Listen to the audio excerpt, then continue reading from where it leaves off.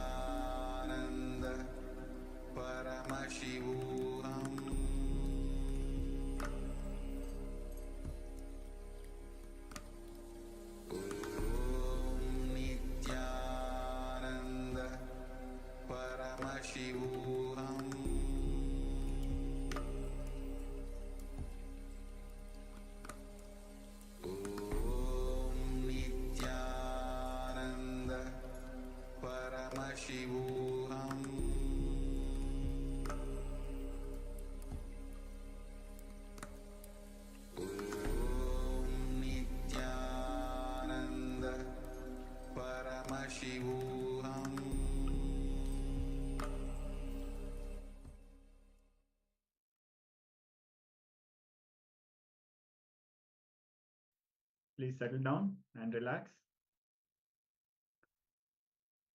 Please open your eyes. Ma Alexander. Please settle down, all participants.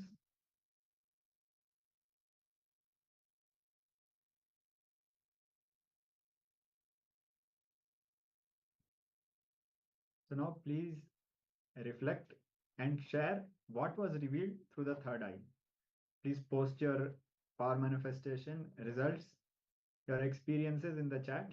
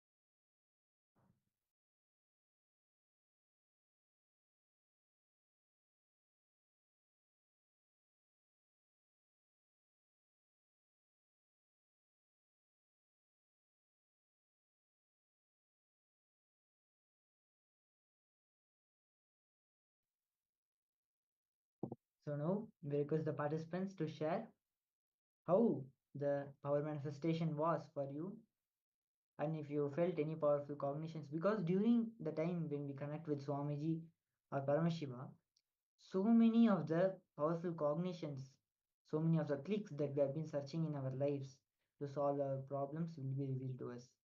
So we request the participants, if you had any such clicks that was revealed to you, you can share it to us. Rajendra Babuya, is English okay for you, or do we need to tell in any other language? You can let us know. You can clarify to us in the chat that if you are comfortable with English or you need any other language for us to explain to you.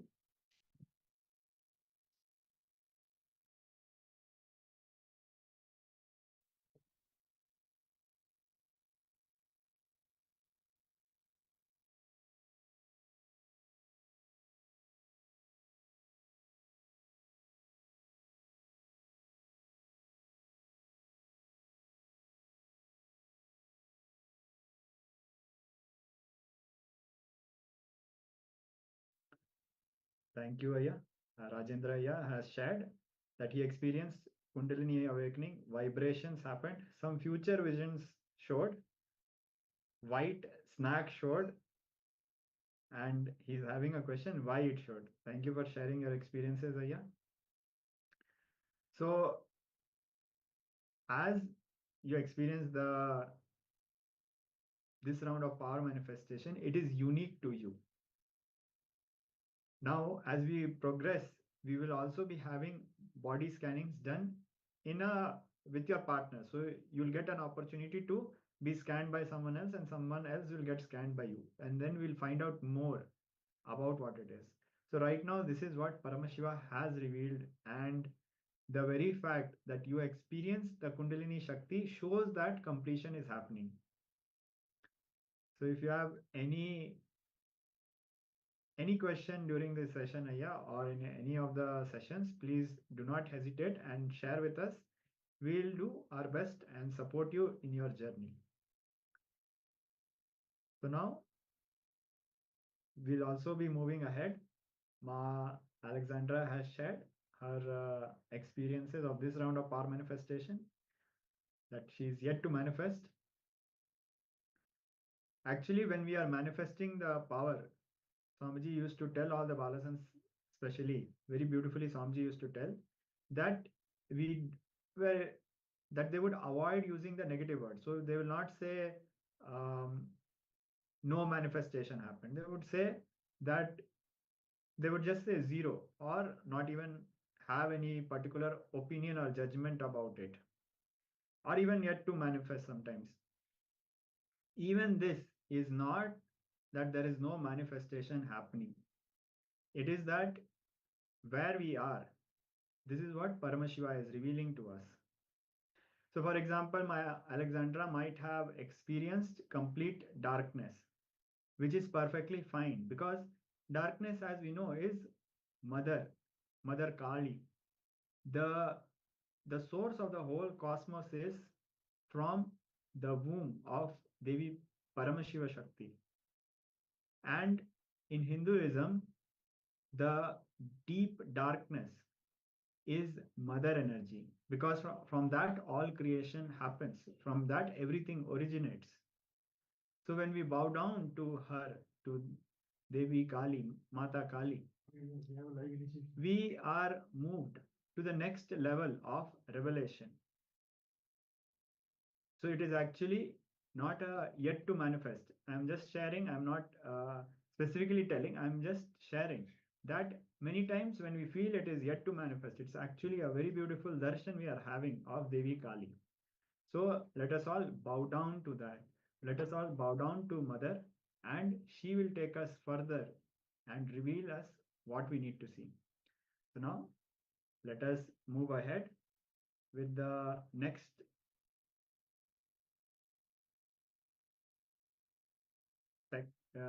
segment. So in this next segment, Swamiji will be revealing sacred truths for us to understand ourselves through enriching. When we enrich others, we get enriched, and the hidden parts of us is revealed to us, and it is healed. Many blind spots which are unknown to us not only get known to us, they get healed also. So let us discover this extraordinary sacred truths from Swamiji of knowing yourself through enriching.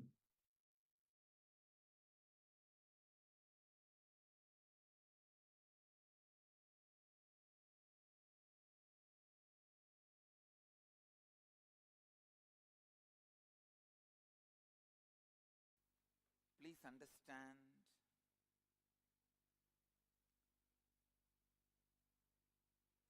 only when you reproduce the intense experience of you in others, the enriching happens. And I tell you, only when you enrich the dark corners of your mind, unconscious parts of your mind gets solidified. listen,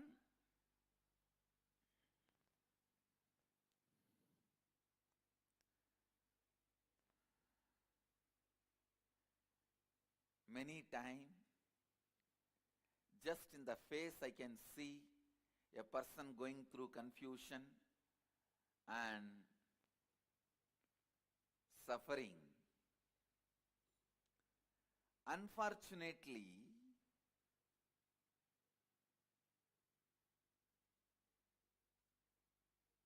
the solution is enriching, which nobody wants to listen.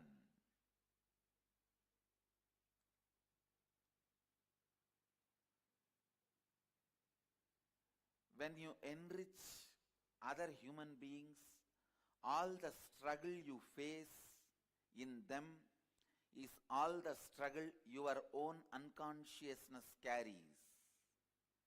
Please understand, when you enrich somebody and made them sannyasi, only then you are a real sannyasi. Because all the problems they face is nothing but the problems of your unconsciousness. If you can answer all their problems and questions, only then you answered all your unconscious problems and questions.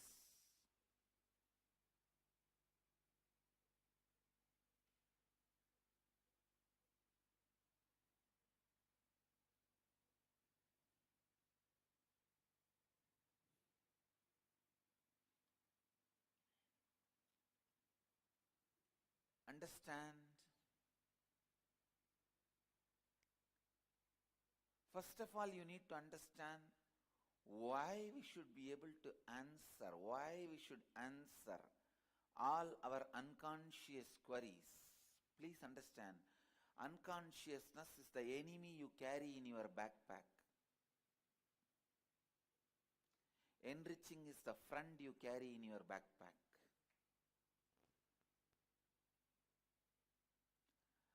Unconsciousness is the enemy you carry in your backpack. Any moment he may attack you. Any moment he may put you in depression. Any moment he may destabilize you. Unless you kill your unconsciousness. Unless you destroy your unconsciousness.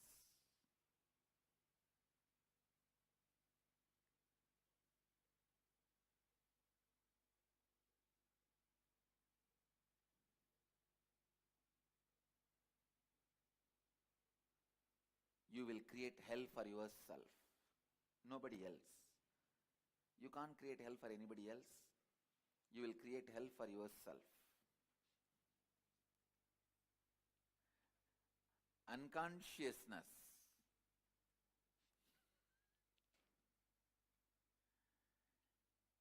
understand attacks you when you least expect.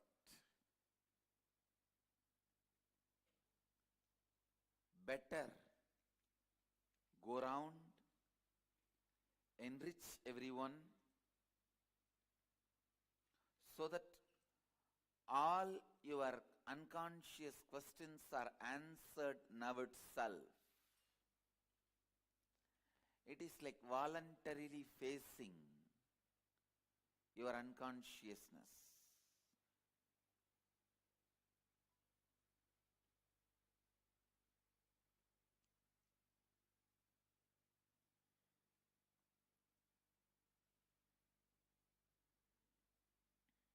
When you face your unconsciousness voluntarily, you go with enough of equipments, power, and handle it.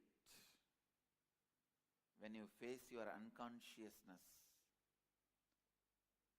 suddenly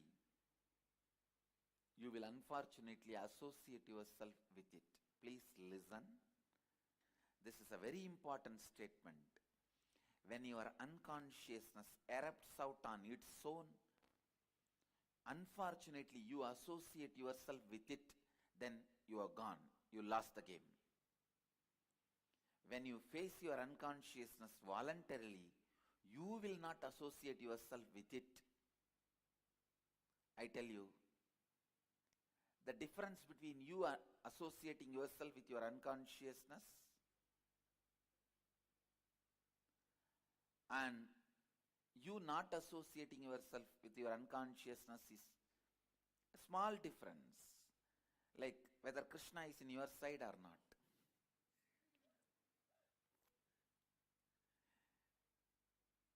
See, there was a situation, Krishna has to decide whether he should be in the side of the Pandavas or Kauravas in Mahabharata.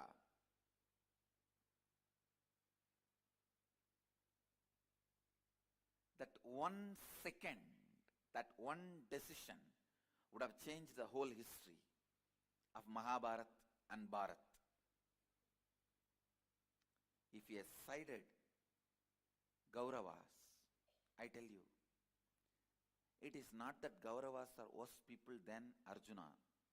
After listening to the whole Gita, I can say very clearly, Arjuna was only socially moralistic. Consciously, he was equal to Duryodhana's. If the same Gita was delivered to Duryodhana's, all the hundred of them would have become Arjuna's, enlightened. The whole story will be different. Understand, there is nothing special with Arjuna. I can boldly tell you. He may be socially good, but based on the questions of Arjuna, I can say he was equally unconscious like Duryodhana. The situation making you as a good person may be accident, but you making the situation good is incident. Understand? Situation making you as a good person is an accident. You making the situation good is incident.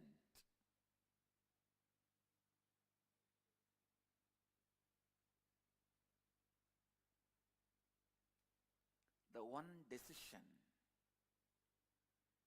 whether Arjuna is going to have Krishna or not, whether Krishna is going to side Arjuna or Duryodhana, that one decision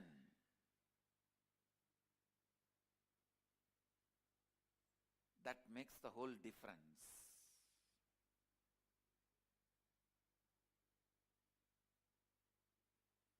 Understand? Your whole life is nothing but Mahabharata.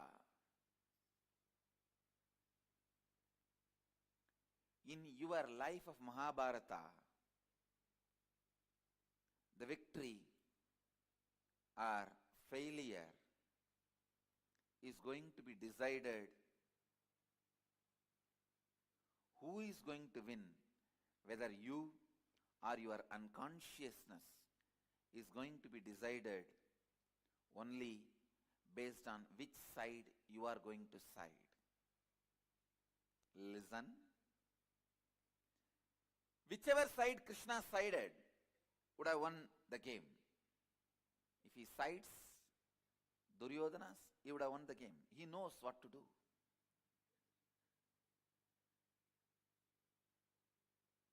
I have gone through the Mahabharata, I tell you, and won the game. And I tell you, you need Krishna to win the game. You really need Krishna to win the game. Most of the time, the immediate cognitions you have decides the quality of your life. ध्यान से सुनिए. Please listen. The immediate cognition you have decides your life. Whether falling in love or getting married or taking sannyas, accepting a job or rejecting a job or leaving a job, the immediate cognition that plays a major role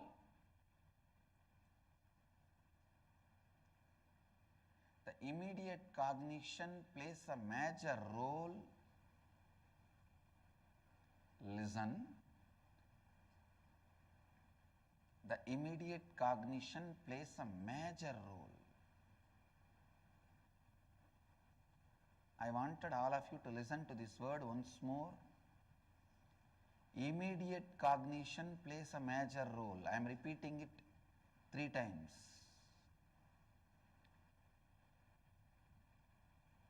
When you face a situation, what you cognize immediately?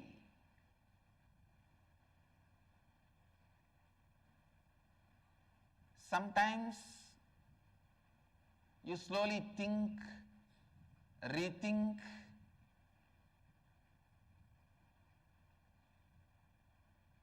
meditate, contemplate, complete. You do all of that and then come to certain cognition. But please understand, your decision is going to be done only by immediate cognition. Your contemplation, thinking, everything may influence your decision, but that itself will not be decisively decision making. Please listen. Your thinking, contemplation,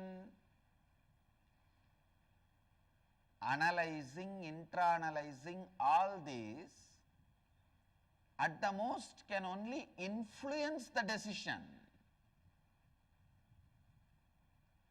They cannot be decisively decision making. So the immediate cognition you carry,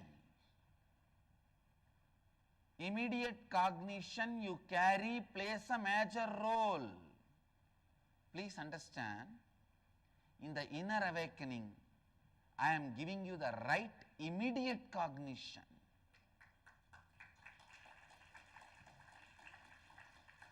Because the immediate cognition goes on functioning in one way in your life, and your intra-analyzing intellectual understanding goes on functioning in other direction. The gap between these two is called vasana. You go on visualizing, you will have a happy, beautiful, great family and sangha around you, joyful employees, employers around you. But the moment your wife or husband calls, the moment you pick up the phone, tell me, and you justify yourself. Slowly I will change myself. Later on I will become friendly, loving, and then they will become friendly, loving, and then we will become a happy family. You go on keeping your fantasy alive and go on working in a completely opposite direction. If I expose you to you, you jump on me, try to bite me.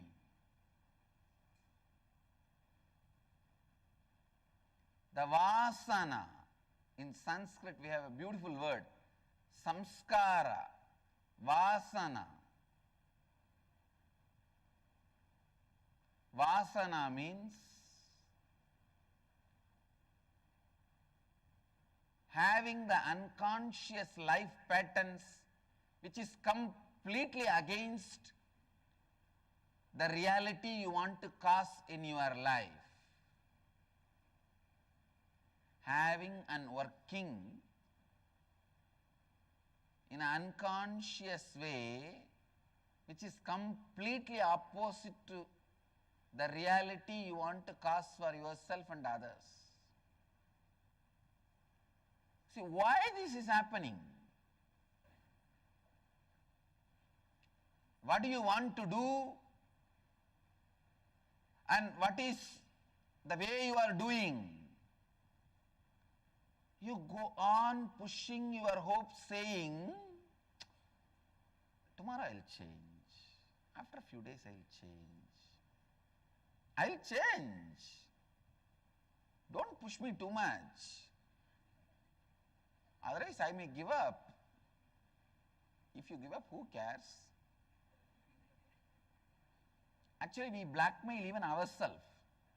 I'll give up.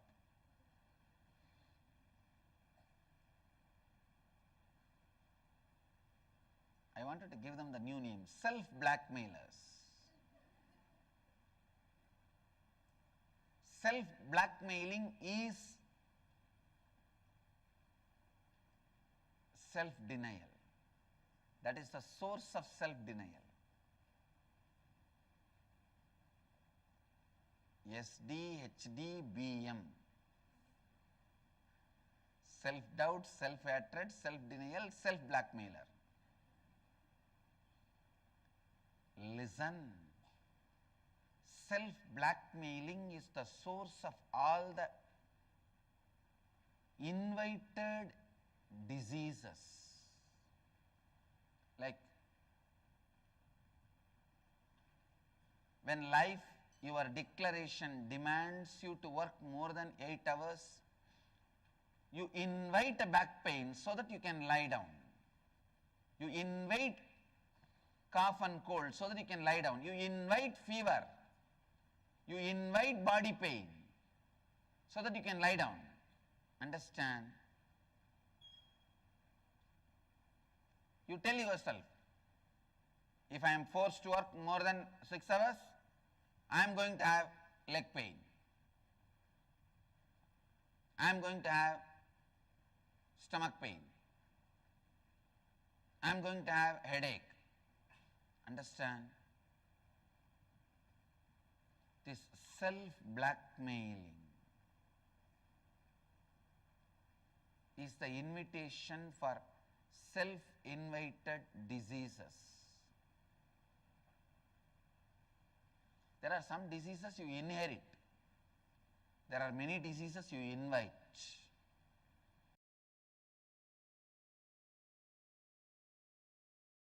The depression of Arjuna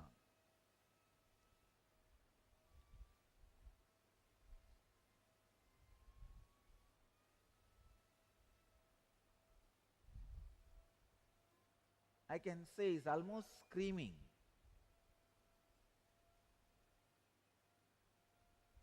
So many verses he is screaming, but Krishna is completely silent.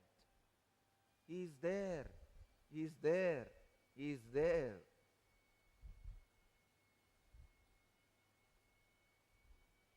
The first year of the marriage, the man speaks and the woman listens. The second year, the woman speaks and the man listens. The third year, they both speak and the neighbors listen.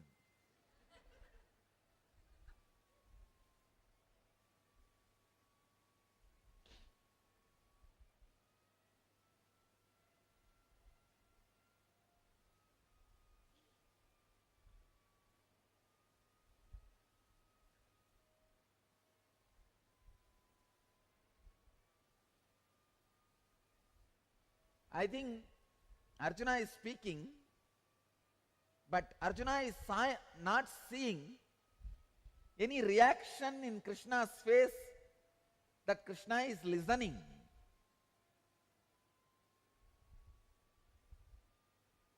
I strongly believe Krishna is not listening to the words of Arjuna. He is only looking into the depths of Arjuna with deep sympathy, to understand the root of the problem. Please understand, when you are agitated, confused, your words do not express your real problem.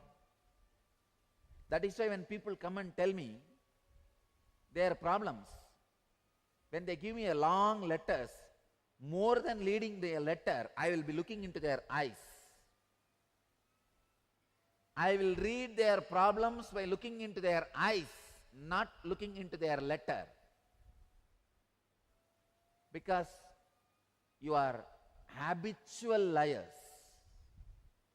Please understand, all human beings have got into the system of becoming a habitual liars. Yesterday, we were having sessions in inner awakening. When you are challenged, when you are cornered, how you escape from situations. I was studying each one's patterns, how each one escapes, listening to their stories, incidents. I discovered one thing: 99% of the people tell lies and manipulate the situation and escape when they are challenged. And the remaining 1% told lies even to me when I asked them.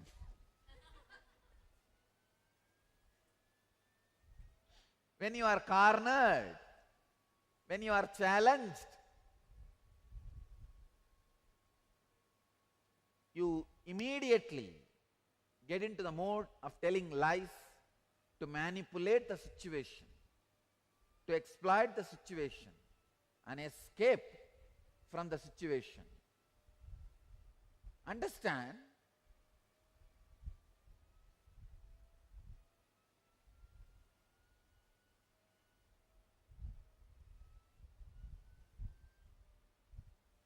more than the words of Arjuna, the eyes of the Arjuna can reveal the real problem to Krishna. More than the letters you bring, what you bring in your eyes will show your real problem to me. That's the reason usually I look into the eyes. But people feel I am not attending to them if I read their eyes and not read their letters. So I just glance the letters also once in a while. But I tell you, I don't believe your letters. Because you have become habitual liar. Not only you start lying to others, even you don't realize you are lying. You have become such habitual liar, it becomes part of you. We hear that those who have lost family traditions dwell in hell for an indefinite period of time. Arjuna is crying. But he is not crying with the right logic. He is just using all broken logics, all broken ideas to justify his thoughts, justify his ideas. See, it is too late. You should have thought about all these things and had a group discussion, round table meeting, dinner, brainstorming, everything at least 2 days before. Too late.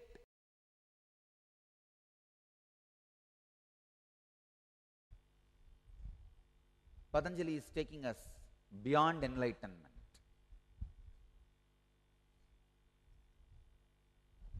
See, the spot where your mind explodes into a non-assemblable manner to pieces in such it can never be again assembled in the same old way. That moment, that spot, that experience is what I call enlightenment. But Patanjali takes us a step deeper, step further, beyond that moment. This sutra is throwing light beyond what we call enlightenment. Patanjali says, even when the enlightenment, explosion of the instrument called mind happens in a way you can never assemble it back again as it was. Please understand. The conscious explosion happened in me. Explosion happened in me at the age of 12. The mind has gone to that pieces, that number of pieces. I can never bring all the spare parts and assemble it back. It got dismantled in a way it can never be assembled back.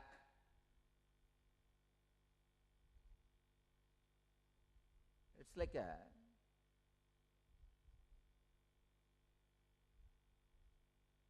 somebody's body is burnt and the ashes have been taken to different oceans and put in the ocean, and whatever is put in the ocean is eaten by some sharks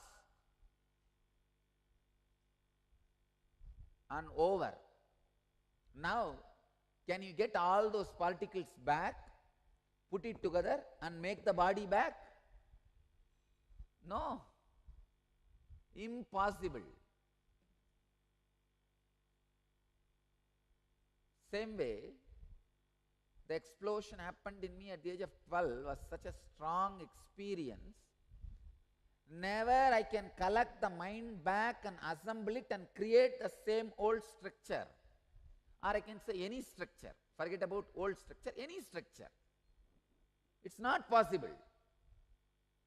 It has become impossible.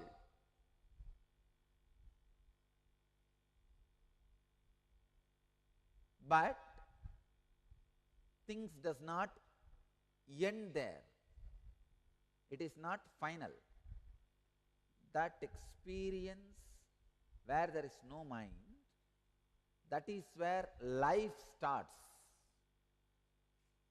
So the life continues to flow in that ultimate explosion. I can say every moment the explosion goes on and on and on and on and on.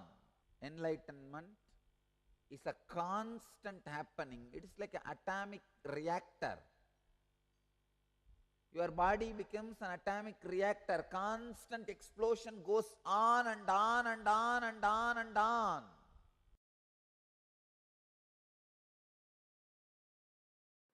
An unconscious person does not think through. So whatever is the flow of life for him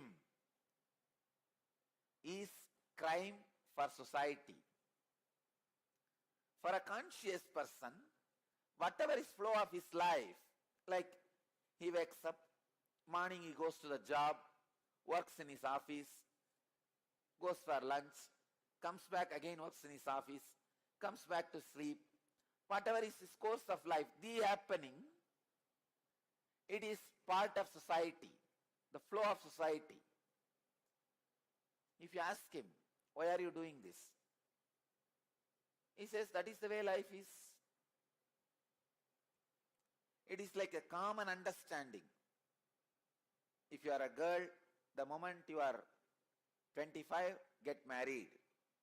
If you are a boy, the moment you are 27, get married. Of course, what I am saying, age is a city limit, city age limit. The villages, it is much less. These are all common accepted understanding. When thousands of miracles are happening around me, I tell you, I promise you, I don't do anything. It is the happening for me.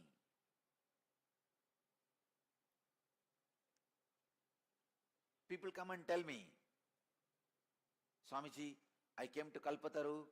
I did not have kids for 20 years. I asked your blessings. In 1 year I am having the child. I am so happy. When I see the surprise in their face, I understand. So you fellow, you came without any trust or faith. That is why you are surprised. Because when people come and tell me, I don't get surprised. When you come to Kalpataru, when I am in that samadhi, Whatever I say naturally comes true. It is the happening for me. What is there in that to be surprised? But when these guys are surprised, they think I'll be very happy. See, I don't take myself for granted. I enjoy the devotion component of you reporting. When you come back and report to me, I did not have a child for 20 years and you blessed me in the Kalpataru, now I have a child. Your gratitude component I enjoy. There is a gratitude part in that. That I enjoy. But the surprise part I don't enjoy. Understand? I never enjoy the surprise part. It means what? See, if there is a gratitude component, you have a devotion. Yes, I did not have, I asked you, you gave me, I am grateful to you. But if there is a surprise component, I'll just turn my face and walk to the next person. Because I don't feel surprised. But when you come back and report, when I see gratitude, I'm very happy. I don't take myself for granted. I see the gratitude part.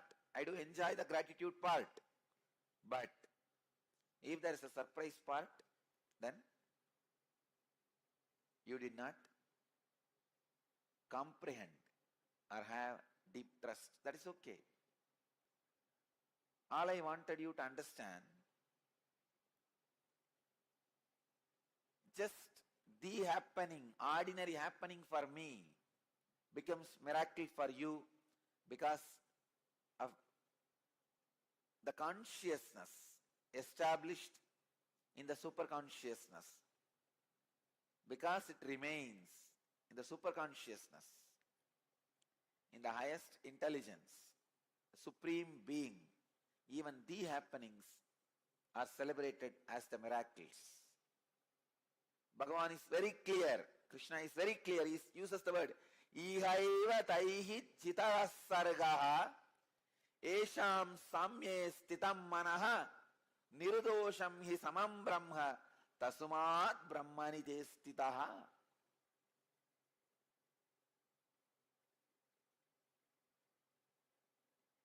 Here in this world itself, the nature is surpassed by them whose intelligence remains established in Supreme Being. See about Trinyana Sambandhar, 292nd Guru Maha Sannidhanam asked me a question in Akashic reading. He put a question to me in the Akashic reading for Kalabhairava. What all miracles Jnana Sambandha Swami did? The Akashic reading I read out, 78 times he broke the nature, law of nature, science and law of nature.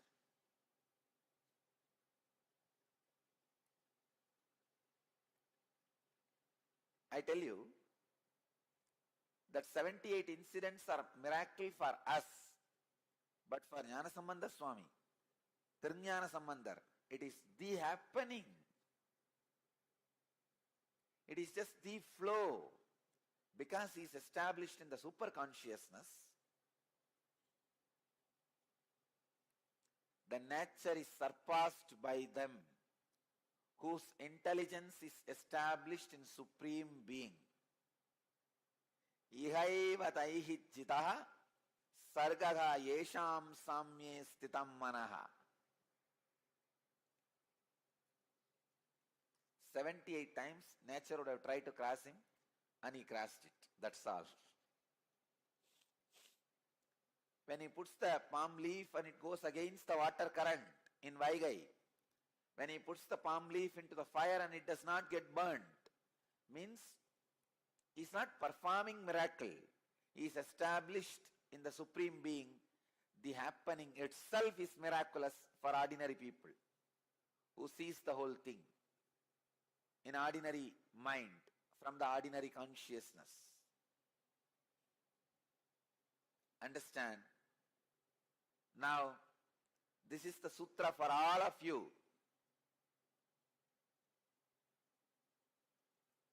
This is the important understanding for all of you. be established in ajapa japa, feeling connection and unclutching. You will simply pass the law of the nature, which is you can't live without food.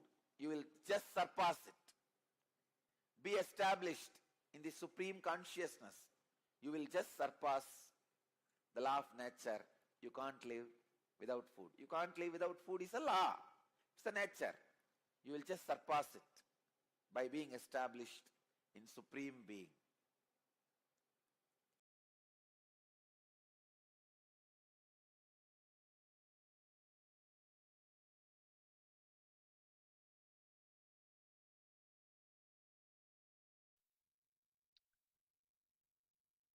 So now let us apply this law of nature. We will be going through internalization exercise to understand how enriching leads to enlightenment. Only when you reproduce the intense experience of you in others, the enriching happens. Only when you enrich the dark corners of your mind, unconscious parts of your mind, they achieve completion. Take a few moments to think about a significant experience in your life that had a lasting impact on you. It could be a moment of joy, challenge, or transformative realization. So this is the first step.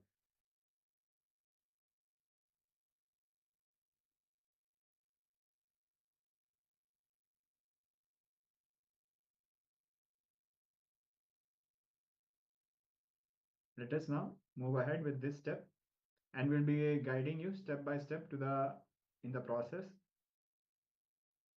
First, let us all recall a moment in our life which had a lasting impact. It could be a moment of joy, challenge, or transformative realization. So let us quickly do this step, and then we'll be moving on to the next steps.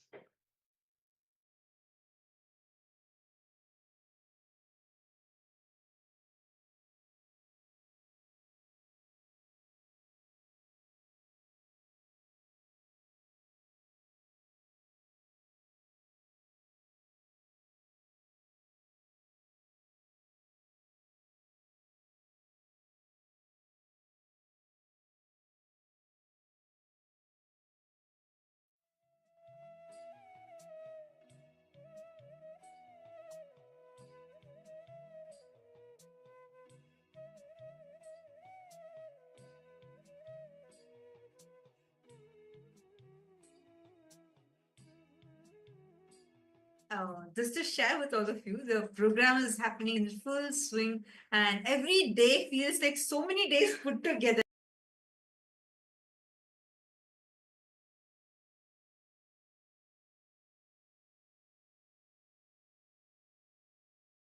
Described in the Narada Sutras, right? How each of these aspects literally all have this as an experience, as a Sakshi Pramana, because we have Paramashiva, Swamiji, who has happened, who is being available to us in all these aspects.